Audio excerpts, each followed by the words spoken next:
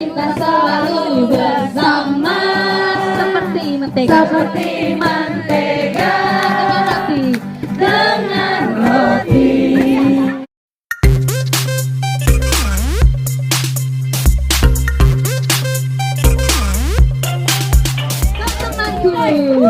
Kau temanku, temanmu, kita selalu bersama seperti celana dengan baju. Ku akan selalu mendukungmu. Ku akan selalu mendukungmu dan mendorongmu terus maju. Dan bila kau sedih, ku akan memelukmu. Oh, oh, oh, oh, kau temanku, ku temanmu, kita selalu bersama seperti mentega dengan roti. Ibadah, orang tuanya pulang jalan kaki karena tempatnya jauh. Betapa kagetnya mereka di dalam rombongan itu. Dengan di sini adik-adik, Yesus nggak ada. Rupanya dia nggak ikut dengan rombongan. Nah, orang tuanya balik susul dia. Nah, di dalam ayat yang ke-42 adik-adik bisa baca rumah. Ternyata dia didapatkan di dalam bait Allah. Dia lagi bertukar pendapat dengan para guru-guru yang ada. Nah, ternyata kalau adik-adik lihat di sana, di dalam ayat yang ke-46, ternyata dia sementara duduk mendengarkan guru-guru bicara. Artinya, kehidupannya dia isi dengan apa? Belajar. Adik-adik kan di sekolah kan? Sekolah semua kan? Belajar. Tetapi dia belajar sebagai manusia yang remaja waktu itu. Dia suka mendengarkan guru-gurunya. Nah, orang yang mendengarkan biasanya adalah orang-orang yang belum tahu, dia ingin dapat sesuatu. Nah, orang yang berbicara biasanya orang yang sudah tahu sesuatu, makanya dia bicara. Makanya Pak Pendeta begini, kalau umpama Anda berteman, jangan cuma dengan Anda rasa paling pintar. Ketika Anda paling rasa pintar, cari teman-teman Anda di mana Anda kelihatan bodoh. Ngerti maksudnya? Supaya Anda bisa mengambil kepintaran dari orang-orang yang ada di sekitar Anda. Oke? Nah, yang kedua, yang berikutnya kita belajar pada pagi hari ini, kehidupan remaja daripada Yesus ternyata diisi dengan apa? Dia belajar. Dia belajar firman Tuhan, dia belajar pada zaman itu hukum Taurat, hukum-hukum Tuhan. Nah, adik-adik, isilah masa remajamu dengan banyak baca Alkitab. Pak Pendeta sering ajarkan di sekolah-sekolah, melayani di sekolah-sekolah di YP. Ya, adik-adik yang sekolah di YP kan tahu Pak Pendeta sering menyampaikan firman Tuhan pada hari Jumat, mengajarkan begini, waktu adik-adik baca firman Tuhan, sebelum adik-adik belajar, bacalah firman Tuhan. Coba adik-adik biasakan baca satu hari 2 atau 5 pasal. Ternyata ketika adik-adik baca Alkitab itu membuat Tuhan akan memberikan adik-adik kepintaran. Nah, makanya Pak Pendeta katakan gini, kalau ada di sini dia terlibat pelayanan, terus nilai di sekolahnya jelek, berhenti pelayanan. Belajar dulu, karena Pak Pendeta lihat begini, orang-orang sebenarnya kalau dia terlibat pelayanan, itu nilai-nilainya bagus. Karena Tuhan memberkati dia. Pak Pendeta aja belum kenal Tuhan dari SD sampai SMA. Pak Pendeta ranking 1. Iya, dan sering ikut cerdas cermat lomba-lomba. Nah, apalagi di dalam Tuhan. Karena ketika kita baca Alkitab, Tuhan katakan Tuhan akan berikan kita apa? Kepintaran. Oke? Nah, ayo isi masa remajamu. Anda boleh belajar Alkitab dari YouTube, Anda dengar kesaksian. Hal-hal yang membangkitkan imanmu pada pagi hari ini. Jadi Yesus dia ada di bait Allah, dia bukan cuma ke gereja, tetapi dia mendengar ajaran-ajaran dari guru-guru. Nah, Anda kan sudah diajar oleh firman Tuhan dari guru-guru sekolah minggu. Nah, nanti kakak-kakak remaja, firman Tuhan di gereja. Nah, Yesus ternyata dikatakan di Alkitab, dia mendengarkan dan dia mengajukan pertanyaan. Nah, orang-orang Israel, Pak Pendeta belajar gini. Saudara, orang yang paling pintar di dunia ternyata orang Israel. Yang dapat kalau adik-adik itu penghargaan Nobel kepada orang-orang yang hidupnya memberikan inspirasi, memberikan sumbangsi kepada dunia, itu ternyata orang Israel. Penemuan obat-obatan yang buat WhatsApp, Facebook, media-media yang lain, itu bos Tesla itu yang roket itu, buat roket, Elon siapa namanya? Nah, itu ternyata orang Israel. Nah, kenapa orang-orang Israel pintar? Nah, ternyata dengar, orang Israel itu ternyata orang yang begini. Dia otak kanan dan otak kirinya bekerja. Nah biasanya orang otak kanannya aja yang bekerja, otak kiri nggak ada. Atau otak kirinya bekerja, otak kanannya enggak. Atau juga orang yang nggak punya otak. Ya tapi sini punya otak. Tapi orang Israel ternyata mereka itu adalah orang-orang, dengar ini penting sekali Pak Pendeta ajarkan kepada adik. Mereka ternyata adalah orang-orang yang ketika dia melakukan sesuatu itu dua-dua otaknya bekerja. Mereka pintar-pintar buat senjata. Nah, mereka orang-orang pintar yang menguasai dunia, keuangan mereka pintar. Nah ternyata waktu kecil dengar dari umur 5 tahun orang-orang Israel itu udah diajar itu baca kitab suci, menghafal.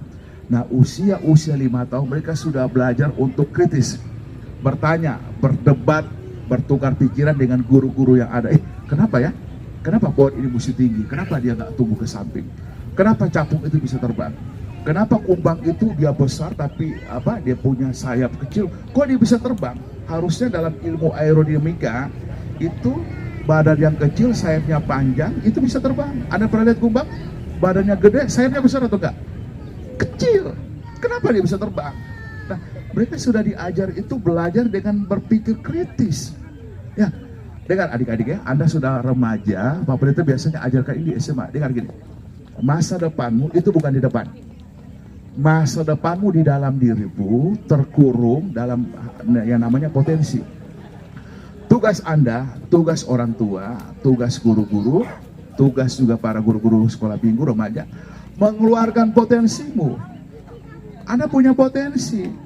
Jadi dengar Pak Pendeta belajar, masa depanmu itu bukan di depan, masa depanmu ada dalam dirimu. Engkau punya skill, punya kepintaran, punya kecerdasan, ayo keluarkan itu.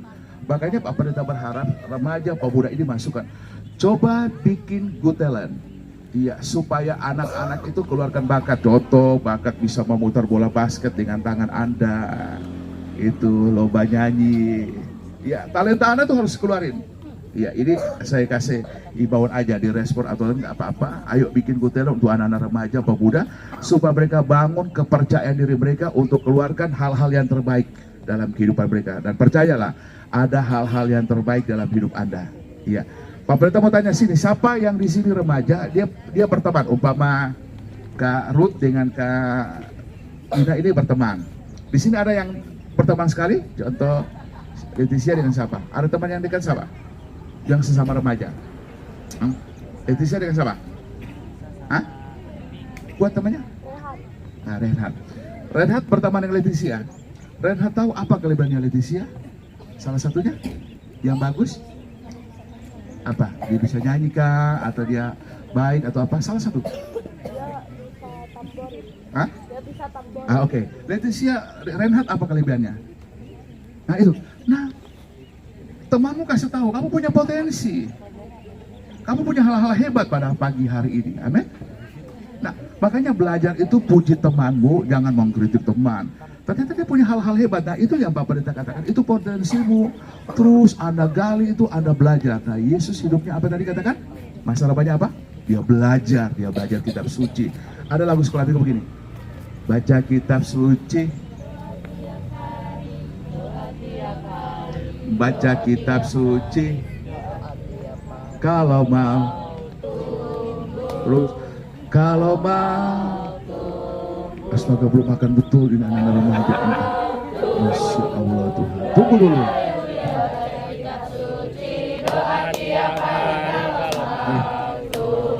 Coba nyanyi dengan semangat.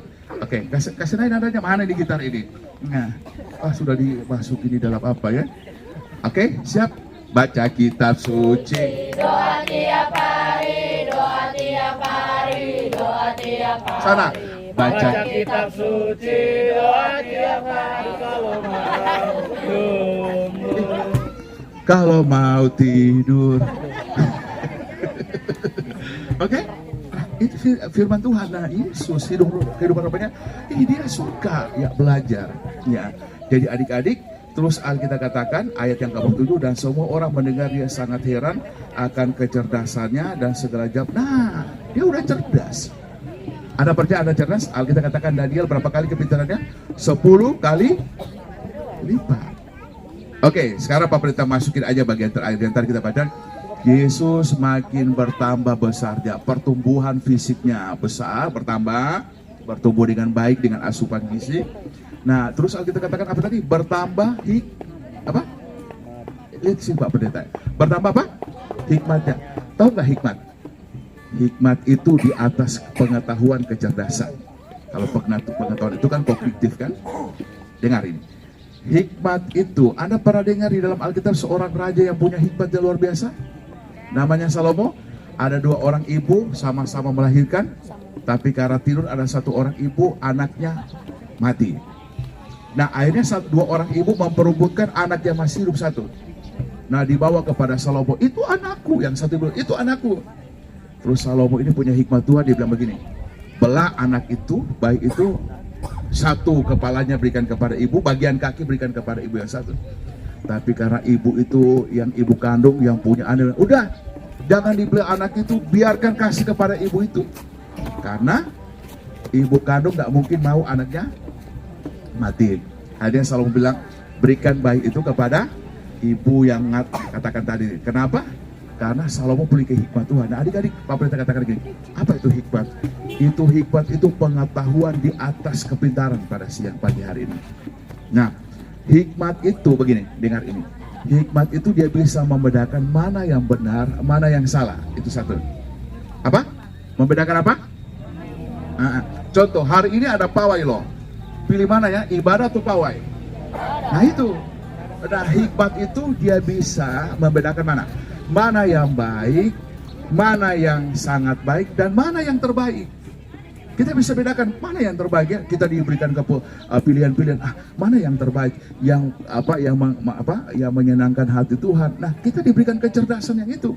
Nah, Yesus walaupun dia remaja, dia punya hikmat. Adik-adik punya hikmat pada pagi hari ini? Ya, contoh kalau hujan ini bagaimana kira-kira? Siapa yang bisa berikan solusi? Kalau lagi ibadah, kita hujan begini, apa yang kita bisa buat? Lari. Atau apa? Sudahlah, nanti kita pikirkan itu ya. Kayaknya adik-adik udah pada pusing. Nah, Yesus katakan dia bertambah hikmatnya, terus dia tambah. Ya, dengar ya. Hikmat itu, dengar, pengetahuan itu Anda bisa dapat dengan belajar. Tetapi hikmat itu Tuhan berikan ketika Anda, ada ayat begini, takut akan Tuhan permulaan hikmat. Jadi kalau kita takut akan Tuhan, kita menghormati Tuhan, kita ibadah, kita baca kitab suci, kita bersekutu dengan Tuhan, Tuhan akan berikan kita apa? Hikmat. Pak Pendeta berdoa, adik-adik remaja, Anda punya hikmat pada. Terus apa? Makin dikasih oleh Allah. Adik-adik makin dikasih Tuhan gak? Nah, orang yang makin dikasih Tuhan begini, dia suka beribadah, membangun hubungan pribadinya dengan Tuhan, berdoa. Siapa sih yang suka berdoa di rumahnya? Ada doa-doa khusus. Ya, bukan doa makan loh. Pak Pendeta ini karena terlalu banyak berdoa, ternyata bisa menambah berat badan loh. Pak Pendeta berdoa, ternyata kalau banyak berdoa, badan naik. Karena Pak Pendeta doa makan. Iya, bukan doa sofa. Ternyata karena 7 kali makan ya doa makan ya. Oke, sampai sini yang ada jam-jam khusus berdoa. Dia punya waktu sebentar. Ada? Adik-adik bangun itu ya. Kebiasaan itu namanya habit. Makanya kita katakan hati-hati dengan apa yang kita katakan itu jadi bisa tindakan, perbuatan. Sesuatu yang kita lakukan, tindakan yang kita buat berulang-ulang, lama-lama jadi habit. Nah, kebiasaan. Nah, setelah jadi habit, dia jadi apa? Karakter. Nah, terbiasalah. Ayo bangun kehidupan yang bersekutu dengan Tuhan supaya adik-adik dikasih oleh Tuhan. Kira-kira kalau Tuhan dari surga, dia lihat kita dari surga itu dari lantai berapa Tuhan lihat itu? Lantai berapa ribu itu? Kira-kira Tuhan lihat kita ini menyenangkan hati Tuhan nggak? Hah? Halo? Kasih kaget. Menyenangkan hati Tuhan pada pagi hari ini. Amin. Terus apa dikatakan? Dia makin dikasih oleh Allah dan apa? Manusia. Nah, adik-adik, jadilah adik-adik remaja yang makin dikasih bukan cuma Tuhan, yang tidak kelihatan, tetapi dikasih oleh apa? Manusia. Dikasih oleh apa? 1, orang tua, kan manusia kan? 2, teman. Yang ketiga apa? Guru-guru kita. Bagaimana kita menjadi orang-orang dikasih? Tadi Ibu Ruth juga, Pak Tema sudah jelaskan kepada kita. Kita jadi orang yang itu kayak lagu tadi ya. Apa? Pak Pendeta suka lagu itu. Sudah dengar di apa tuh di YouTube di lagu itu? Iya, baru kali ini dengar lagi. Seperti apa tadi roti dengan pisang goreng itu apa? Roti dengan pisang goreng. Coba kita nyanyi satu kali lagu ini ya. Pak Pendeta, ya tolong bantu dengan apa? Kau temanku, ku temanmu, kita selalu bersama seperti mentega dengan roti. Ayo, keluarkan air liurnya. Kau temanku, ku temanmu, kita selalu bersama seperti celana dengan baju. Perhatikan ya, bait duanya terus. Ku akan selalu mendukungmu. Oke, tunggu, tahan. Jadi orang yang makin dikasih oleh teman itu apa? Suka apa? Dukung temanmu. Ada yang suka dukung temanmu? Bagaimana cara dukung teman? Iya, bukan angkat dia, sini gua angkat kamu ya. Kalau kalian mau angkat Om Diva ini, rontok kalian itu. Om Diva ini cuma 22 kilo. Kalau ini dari sedotan. Iya. Nah, supaya kita makin jadi anak-anak remaja yang dikasih banyak orang, satu itu lagu tadi. Ayo dukung temanmu. Dukung bisa angka gini, umpama dia lagi susah, cukup begini aja. Sorry Pak Mandai. Ayo Pak, semangat. Anda nggak tahu tepukan tangan Anda itu bisa membuat dia semangat. Pak Pendeta melayani di penjara, ada banyak orang di penjara ingin bunuh diri. Makanya Pak Pendeta katakan gini. Oke, tiba-tiba Pak Pendeta ingat. Anda pernah dengar ada satu orang pemuda, maaf, dia lahir dengan wajah yang nggak ganteng lah, wajahnya rusak. Dia datang ke gereja, ternyata gereja itu nggak tegur dia, nggak salam dia, nggak sapa dia. Dia rasa tertolak di gereja itu, dia rasa nggak dihargai, nggak diperhatikan. Makanya pengurus remaja, perhatikanlah adik-adik remaja, teman-teman yang ada. Nah akhirnya dia begini, dia bersumpah dia tidak akan ke gereja dan akhirnya dia jadi pengikut gereja setan, pemimpin gereja setan. Kenapa? Dia rasa dia di satu komunitas di gereja, bisa di komunitas remaja, nggak ada yang peduli, nggak ada yang tegur dia. Terus lanjut, dukung apa lagi? Mendorongmu terus maju. Terus? Dan bila kau sedih, ku akan memelukmu. Oke, kalian nggak tahu kan temanmu sedih kan? Kayak Pak Pendeta lagi sedih. Kenapa belum makan? Nggak ada yang tawarin. Iya. Ya. Siapa yang peduli temannya di sini? Nah, kalau orangnya begitu berteman, dikasih teman nggak? Dikasihin. Iya. Makanya pemerintah tanya di sini, siapa? Bukan berkotak-kotak ya. Siapa yang teman dekatnya? Anda silakan berteman banyak-banyak, tetapi sahabat itu nggak boleh banyak. Ya, bersahabat itu adalah teman yang kita percaya bisa curhat. Nggak semua kita temani. Kita berteman semua, tapi jadi sahabat itu. Sahabat itu kan orang yang kita percaya, kita bisa curhat ke dia. Aku loh tadi jatuh dari kamar mandi. Aku loh tadi nggak sikat gigi loh ke sekolah. Nah itu. Terus masih ada lagunya? Masih bisa? Apa lagi? Ada. Oh cuma itu. Nah kalau adik-adik punya sifat itu, adik-adik akan dikasihi. Nah jadi adik-adik remaja jadilah orang-orang yang dikasih. Atau Bapak dikatakan disayang sama teman-teman. Bukan jadi jadi ulat gatal. Kalau ada ulat yang ketika kita sentuh kita jadi gatal. Jadi kalau ada dia kok jadi ribet, jadi nggak enak suasananya. Tapi Bapak Pendeta percaya adik-adik yang ada pada pagi hari ini, adik-adik yang mau beranjak remaja, ayo punya kehidupan yang makin dikasih oleh orang apa? Orang? Hah? Udah lapar kali adik-adik ya? Oke, kita mau angkat lagu Tuhanku mau menyenangkanmu.